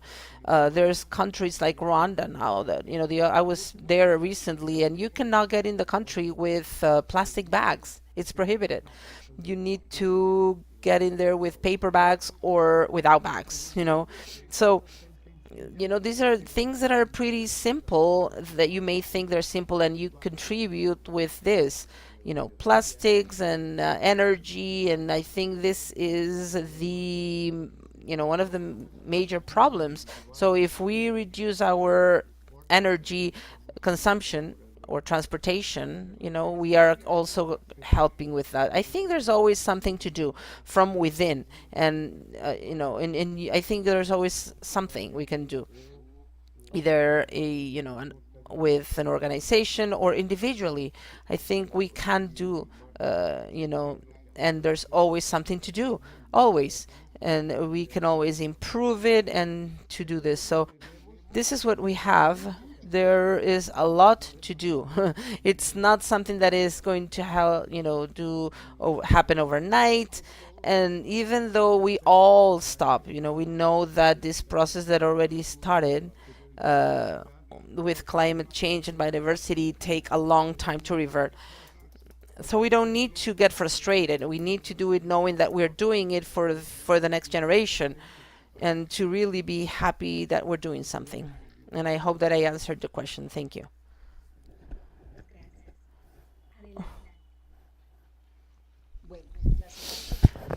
Well, the second question about how we can reach the decision makers. Well, for us, the nature program has become a strategy, a major strategy, not only to promote well-being and the health of people, but it's a strategy to promote nature. And so we had the possibility of offering this program to decision makers.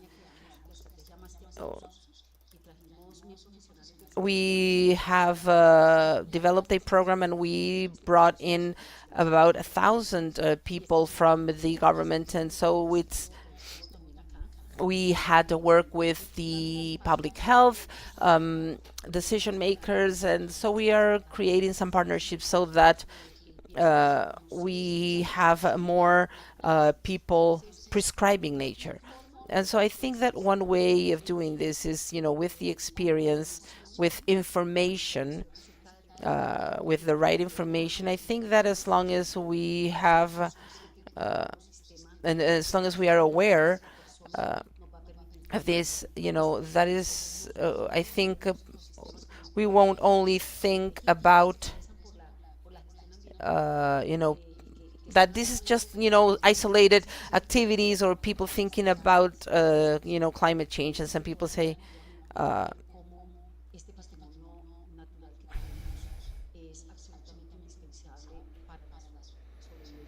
and this is definitely absolutely indispensable to have a better quality of life. So the possibility of having available information, scientific information, to raise awareness, to provide this information, have education and awareness campaigns, and working hand in hand with the communities, just like Dr. Galbao mentioned.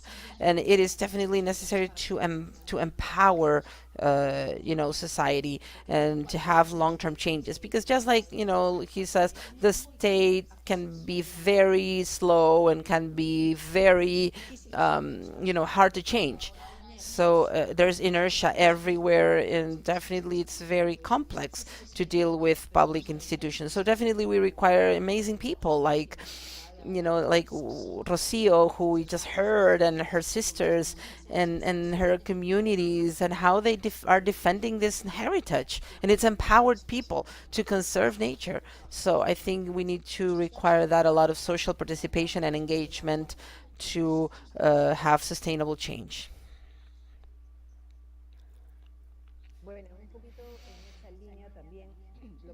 Also, along this line, what we do locally, and what we try to share with the communities that are around us, is that we understand that this activity is,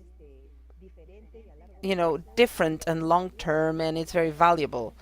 and because we are, in Madre de Dios, we are surrounded by mining, and so how to make them realize how that, causes also some distraction, and this needs to also start getting into the families and the people. They need to understand we work a lot with women, but this definitely is a long, it's hard job, and unfortunately there aren't a lot of opportunities in the region for people, and they find that it is easier to work in mining, to work in, illegal logging or logging itself. Not, so this is something that we're doing, step by step with the neighboring communities, and then we also hire local personnel like park rangers, and they realize that definitely this is something that is, what we need to do for the future. And now we realize, maybe because there is a need of this, but the environmental thing is now fashionable, if you wish. I think there's more and more people now that we realize that this is an urgency, and it's not a fashion, it's an urgency, and it's a need, and the younger generations are realizing this too, I think. So I think it's just a matter of just, continue doing this work. And so as long as we are, the more people, the better. I think we are going to be able to get to this, with this message, to more people. Thank you very much for the answers. I will have another round of questions, trying to get, because we have a lot of questions that we got, and also in the same order that we did the first round, please. For Dr. Guto, what do you think are the main obstacles for the intersectorial work for the protection of the planet in the Latin American countries? Uh,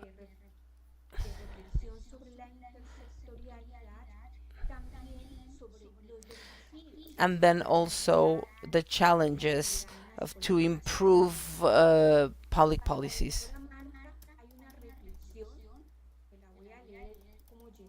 And then for Dr. Marta, we have, so we've been listening for some time now about the risk of food insecurity, and this is added to the loss of nutrition of food, poor food, as you mentioned. And so apparently we are going on a nutritional emergency state, but this is not, nobody's raising awareness about this, and nobody really knows about this, how to actually talk about this to regular people. And are there any strategies that are concrete and replicable to apply them in local contexts to protect food and to protect against food insecurity? And then for Rocio, what are the measures that are being taken, from based on the work that you do, to go back to ancestral knowledge in order to prioritize the protection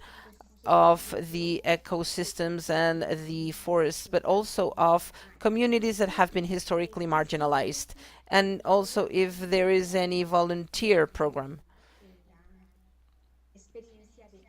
for RBO.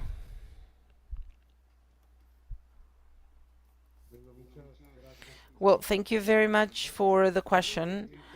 I think that these, the intersectorial work is key, definitely. And, as I was saying, this issue of recovering more equitable and more, environmentally friendly way is something that we all need to do. I think it's something that we all need to do, and we are going through geopolitical crisis and the environmental crisis and, health crisis. So it's a lot of crises together. And in order to manage this, we need to do it in like in intersectorially, in a multidisciplinary way, and involving several people and several, ideas. So I think this is one of the most important things, and how to do it. And we know that we are we have we are based on like silos, right? So each one has their own silos to defend their own resources and to defend their spaces, and so it definitely, there's a lot that is lost, in terms of synergies that we could have, or effectiveness to implement public policies. But I think one of the things that can improve the work, intersectorial work, is something that is most focused on the object. So we are more concerned about what we want to do together than we should be more thinking about what we can do together. An example is the tobacco convention, for instance, where they were focused on lowering the exposure to tobacco and smoke, and working to and for the private sector, and and having smoke-free areas. And so they all started doing these regulations in order to have smoke-free areas and environments. And so this is a very concrete example of intersectorial work, where the object was never just sitting down in a table to see how we work together, because that is very hard. But okay, what do I need to do on my side? What are the resources that I can provide? And then if I combine them with yours, then we can do better, and we can do more, and we can be more visible. And this is what happened in the case of tobacco. So all of them, they pass the laws. Then the health sector, they help people understand the problems. The restaurants also created the association to create smoke-free areas, and so each one worked on their arena and their field. And this is how you build this multi-sectorial work. And then the Economic Commission of the WHO, I had been there in the assembly last week, and I had the opportunity to listen into Dr. Masukato, who is the chair of this commission. And then she talked exactly about this, that it was impossible to go and do this, and to work on health if we don't break this paradigm of silos and we start working together. And so I think this is key. And it completely changes this, issue of multi-dimension. But it also, I think it's more effective, to implement public policies. And then in implementing public policies, they're effective if we, generate them with this idea. It's impossible to implement public policies that are generated only by one sector or only by one entity. So nobody else will adhere to those if the same way of getting them, and we need to work together.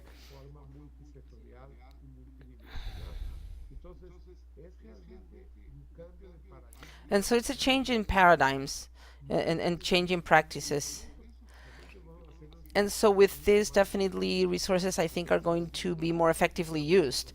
See, if at the same time we are solving the issue of carbon and transportation, we are solving the issue of non-communicable diseases, improving, physiology, and improving the physical exercise, and people walk more. And we know that by occupying spaces, we also lower, the violence rates, because when people are out in the streets, the people who are out there, they leave because they feel intimidated by the presence of people. And if this is very well known. So I think this is all interconnected, and we need to create this together.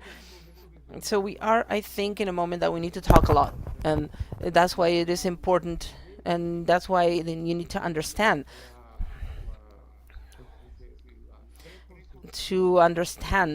that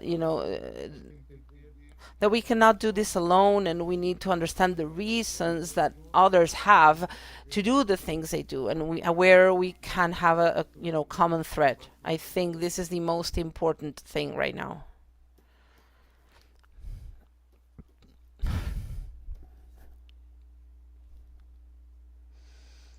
Bueno, con relación a lo que se plantea por parte de quien nos acompaña So about the question that was asked, for me, definitely for a while now, we've been hearing about the food crisis, and it's also allowed the large corporations, they have started to generate a lot of food for a lot of people that is genetically, food that is genetically modified, etc. So as a botanical garden in Bogota, we believe that it is so important to improve agroecological practices, to use the spaces that we have, but we're also aware that these, the food in urban spaces do not cover the needs that everyone has. We need to strengthen local economy, we need to strengthen these production, and we need to strengthen the rural circuits and the mechanisms that we have based on agroecological practices that are not polluting. And so right now we have not only a food crisis because of the war between Russia and Ukraine, where there's no, availability of food in a lot of countries, and so we are still, putting our waste in landfills, and instead of doing composting and recycling and reusing and using this to nourish the plants.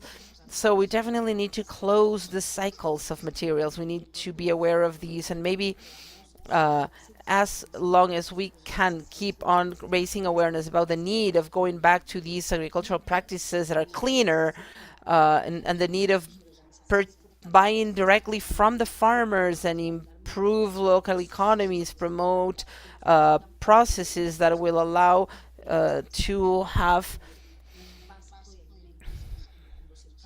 a basic supply of food. I think this is a big challenge that we have ahead of us as, humanity, as a human race.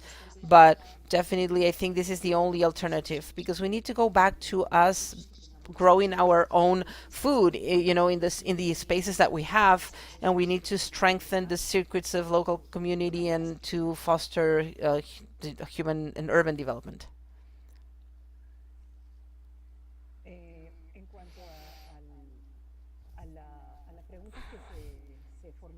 So about the question that was asked, we are aware that, about the importance of going back to ancestral knowledge in the communities that unfortunately have been, some of it lost along the way. So we work with communities, with local communities, and the neighboring communities, and by making them a part of these, we are focused mainly on protecting this area, that is so threatened. And so we are the main, or I'll paraphrase that. We are protecting. Our main role is to stop the destruction of this area. And I think only that means a lot of effort. We have the park rangers working 24/7. What we do is to have exchanges with other institutions that are also doing conservation work to support our park rangers. So all of these work of going, permanently out in the field, protecting, and we also hear shootings and boats that load the timber and saws everywhere. So of course threats are huge, and so we want to focus on the social issue that is very important, and we're not doing it in there's specialists also. Of course, what we do is we work with the communities, and as long as they get involved in conservation activities, then of course we can go back to this knowledge, and that they, contribute so much.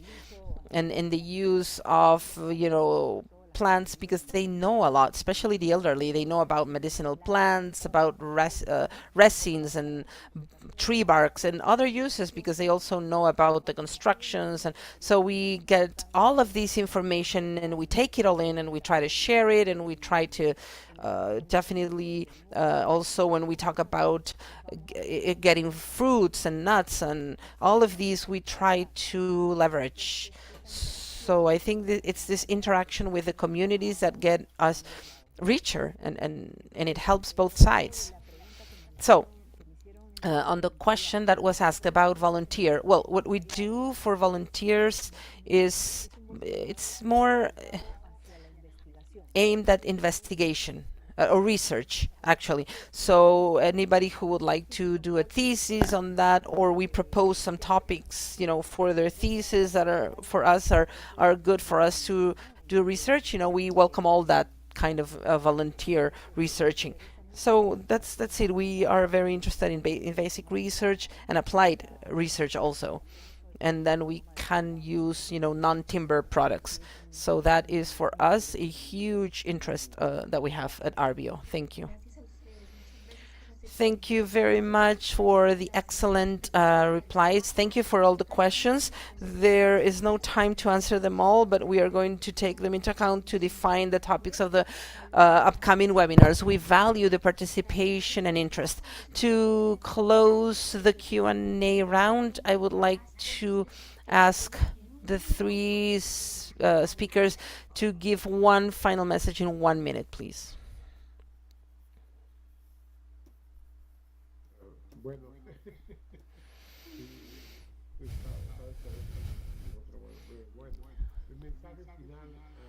So the final message, Bertha and Marisela, is the importance that this kind of discussions have, right? We are in an age where we need to talk, we need to discuss between humans how and think on how we can stop damaging the planet and how we can stop, damaging life, and to understand each other, to understand the complexity of the planet and how how it's changing with our activities, and all of this is so important, and to talk about how we can, change our attitudes towards the planet and to gain more health. And I think this is the job that we all have. So thank you again for promoting this dialogue, and I'm always here to help you in anything that I can. Also, thank you especially to Rocio and to Martha for the excellent presentations. I've learned a lot. And thank you, Bertha. Thank you, Marisela, for these, enthusiasm and doing this webinar. Thank you. Bertha, Marisela, I think that maybe a key message is that we need to be aware that this is the only planet we have, and we need to take care of it.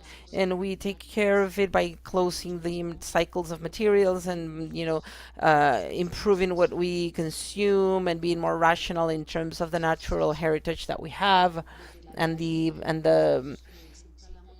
we always talk about taking care of ourselves, of the planet and the environment and the health of others. And I think this should be what we need to think about. We need to take care of everyone that surrounds us and the environment that surrounds us. And we need to be aware that nature is the Mother Earth, the one that provides everything. And as a mother, it should be taken care of and respected.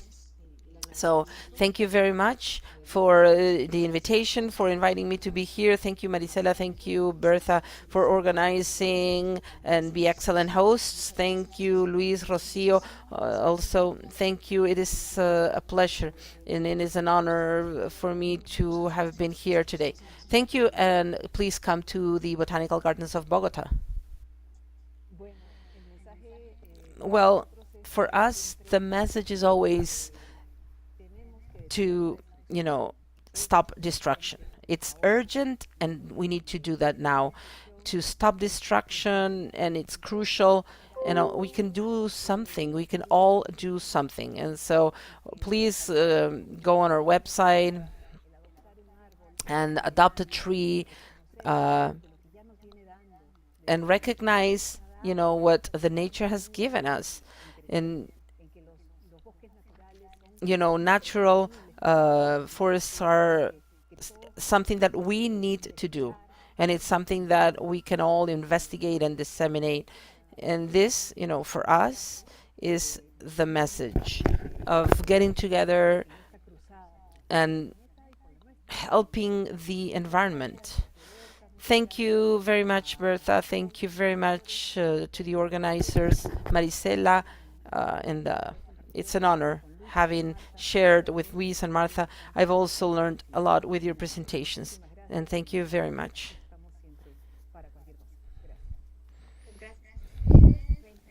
Thank you again. We would like to thank for the excellent presentations. for the three speakers, to all of the participants, the team of the ORAS, CONU, and everyone who participated in this activity that's been possible. Thank you to the commitment to Andean and Latin American integration. Now I would like to give the floor to Dr. Marisela Malki to close this webinar.